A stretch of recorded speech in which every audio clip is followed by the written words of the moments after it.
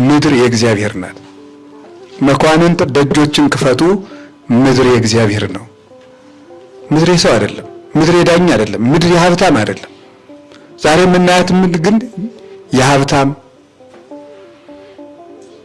የተሾመ ሰው እግዚአብሔር እኮ ነው የፈጠረው ይህን ምድር። መኳንንት ደጆችን ክፈቱ ያለው ሕፃኑ ከእናቱ ፊት እያለቀሰ እናቱን የሚያርዱ የሕፃን ጩኸት የማይሰማቸው ሕፃኑን እያስለቀሱ ከአንገቱ መስቀሉን የሚበጥሱ አድጎ እንኳን እምነቱን እስኪመርጥ የማይፈቅዱለት እነዚህ ሰብስበው ሰው የሚያስለቅሱ ወጣት ቢያልቅ ካህን ቢታረድ ቤተክርስቲያን ቢቃጠል ሰው ቢሞት እግዚአብሔር የተዘጋ ከፍቶ ቤተክርስቲያንን ያስቀጥላታል። ነገር ግን ላረዳችሁ ሰዎች ግን ወዮላችሁ፣ እግዚአብሔር ዋጋ ይከፍላል። እውነቴን ልባችሁ የተዘጋ ሁሉ ጆሮአችሁን ክፈቱ። እኛ የእሱን ቃል ለማስተላለፍ ያልተገባን ቢሆን እንኳን የተገባቸው የተናገሩትን ቃል እንናገራለን። እግዚአብሔር እንዲህ ብሏል፣ ደጆቻችሁን ክፈቱ። 2 መኳንንት ደጆችን ክፈቱ የተባለው ስለ ክርስቶስ ትንሣኤ የተነገረ ነው።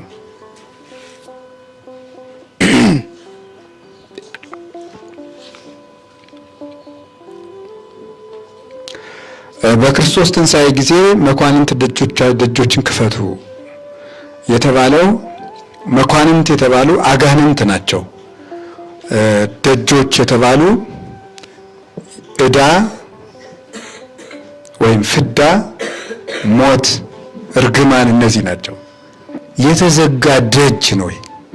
ኃይለኛውን ድርግም ብሎ የተዘጋ ደጅ። አሁን እግዚአብሔር በየት በኩል ይገባል? ማሰላሰያችን ማሰቢያችን ተዘግቷል።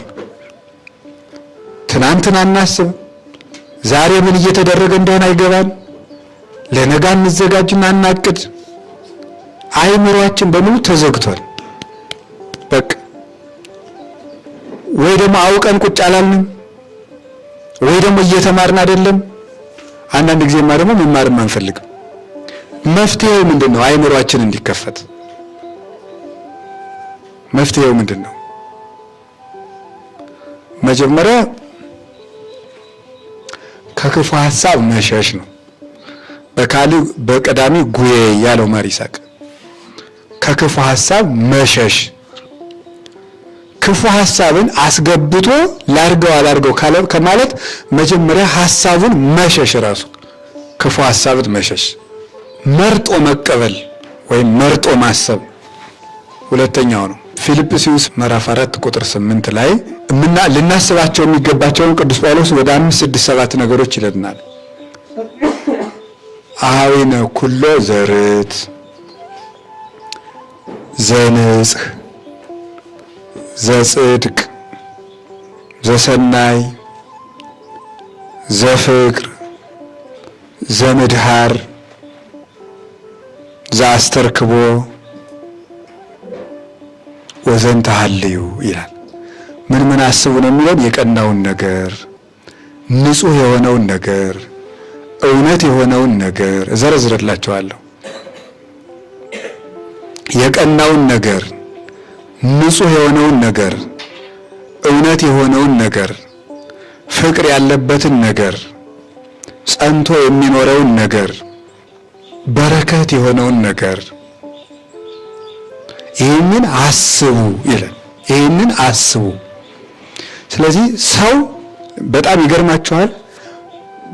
ምን ይባላል? ሐሳብ ሰውን ይቀርጻል ይባላል። ሐሳብ ሰውን ይቀርጻል ማለት እገሌ እንዲህ ነው የምንለው ከረጅም ጊዜ በፊት ባሰበው ሐሳቡ ነው ማንነቱን የገነባው ማለት ነው። ሐሳብ ሰውን ይቀርጻል። እገሌ እንዲህ ያለ ሰው ነው የምንለው ቀድሞ ሲያስበው በኖረው ነው። ዛሬ የምናስበው ነገር የነገ ማንነታችን ነው። ትናንት ያሰብነው ነገር ደግሞ የዛሬ ማንነታችን ነው። አእምሮ እንደ አትክልት ስፍራ ነው ይባላል። የዘሩበትን ያበቅላል። ወደ አይምሮአችን የሚገባው ነገር ክፉ ነገር እንድናበቅልም በጎ ነገር እንድናበቅልም ያደርገናል።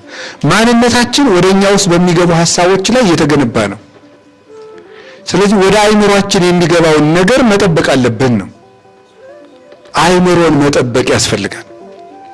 ስለዚህ መጀመሪያው ምንድነው ስትሉ ሐሳብን መሸሽ፣ መርጦ ማሰብ፣ እነዚህን ማሰብ ነግሬያችኋለሁ። ቅን የሆነውን ነገር፣ ንጹህ የሆነውን ነገር፣ ፍቅር ያለበትን ነገር፣ እውነት ያለበትን ነገር፣ ምስጋና ያለበትን ነገር፣ እነዚህን ነገሮች አስቡ። ዘንተ ሀልዩ ቅዱስ ጳውሎስ ሲዘጋው ይህንን አስቡ ይላል። ስለዚህ በየቀኑ የምናስበው ነገር ሰዎችን የማይረባው ሰውና የሚረባ ሰው ያደርገናል። በየቀኑ የምናስበው ነገር ስለዚህ አንደኛ ማሰብ አቁመናል። በዚህ ዓለም በጣም በዚህ ዘመናው ትልቁ ፈተና አናስብም። ሁለተኛ ደግሞ የሚገባንን አናስብም። ሁለተኛ ደግሞ የምናስበው ነገር ከመጠን ከማለፉ የተነሳ ከራሳችን ጋር እንኳን አይደለንም፣ የዋዠቅነን ማለት ነው። አንድ ቦታ ስንረግጥ አንድ ቦታ ስንረግጥ አንዱን ስናስብ ነው የምንለው። ይሄ መዋዠቅ። ስለዚህ ከዛስ ምንድን ነው የሚለው? ወዘተማህርክሙ ወዘርኢክሙ በሀቤ ግበሩ። ቃለ እግዚአብሔር መማርና ያችን በመጠኗ ቶሎ ማድረግ መጀመር ነው አይምሮን የሚከፍተው ቃለ እግዚአብሔር መማር። ወዘተማህርክሙ ከኔ የተማራችሁትን አለ ቅዱስ ጳውሎስ። ስለዚህ አንደኛው ሐሳብን መሸሽ ነው።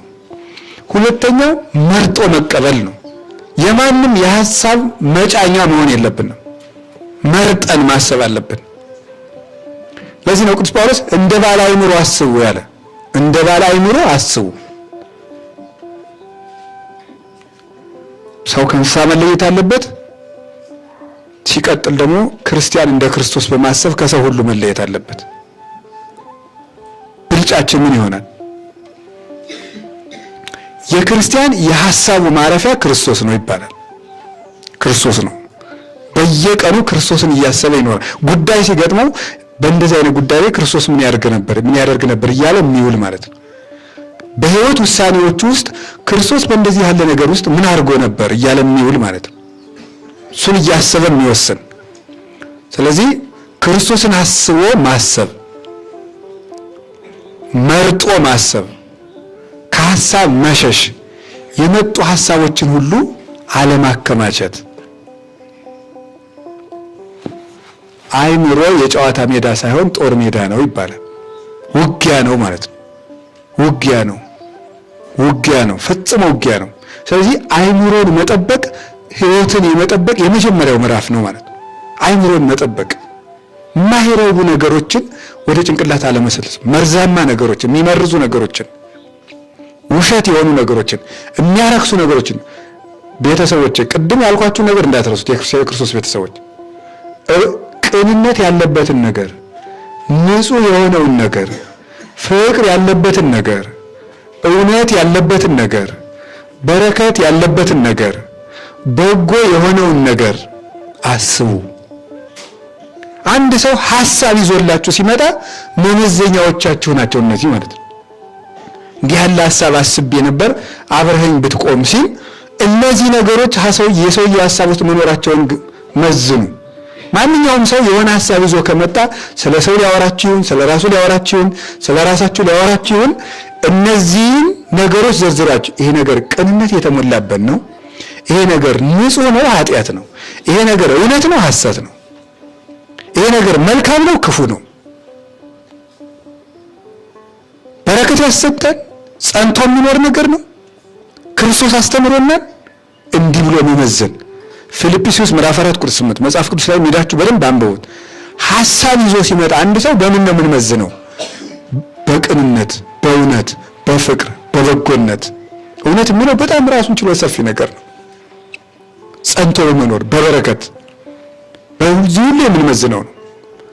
መርጦ ማሰብ፣ ከሚመጡ ነገሮች ሁሉ ሐሳብ አይምሮን መጠበቅ፣ ከስልኮቻችን ጭምር ማለት ነው።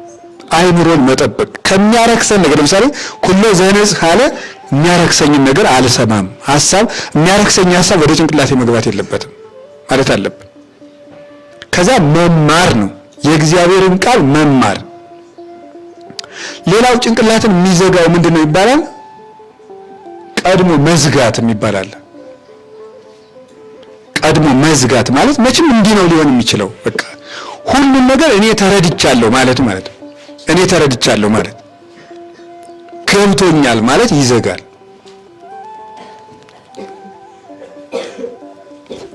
ማሰቢያችን እየተዘጋ ነው። እንደው አሁን ሰው አይምሮአችን ክፈቱ። ማታስቡ ሰዎች ወይ አስቡ፣ የምታስቡት ካጣችሁ ደግሞ ተማሩ። ወይ ማሰብ ወይ ጥሩ ማሰብ ነው፣ ወይ ጥሩ ያሰበን ሰው መቀበል ነው። እንዴት አይጣል እኮ ነው እናንተ። ሰው ታሙን መድኃኒትም ጠልቶ እንዴት ይሆናል እናንተ? አስቸጋሪ ነገር እኮ ነው። ቢያንስ ላለመታመም ይጥራሉ። ታሞ ደግሞ መድኃኒት ሲሰጡት መቀበል ይገባል አንድ ሰው። ይሄ የበሽተኛነት ምልክት ነው። አንድ ስለዚህ አይምሮአችሁን ክፈቱ። አይምሮአችሁን የሚከፍትልን የእግዚአብሔር ቃል ነው። የእግዚአብሔር ቃል አይምሮን ይከፍታል። መድኃኒት ነው። ልንገራችሁ፣ ጭንቅላቱ ለተዘጋበት ሰው የሚከፍትለት አሁን አንዳንድ ጊዜ የእግዚአብሔር ቃል ራሱ እንዲከፈትልኝ የምናደርገው የእግዚአብሔር ቃል ነው የሚከፍተው።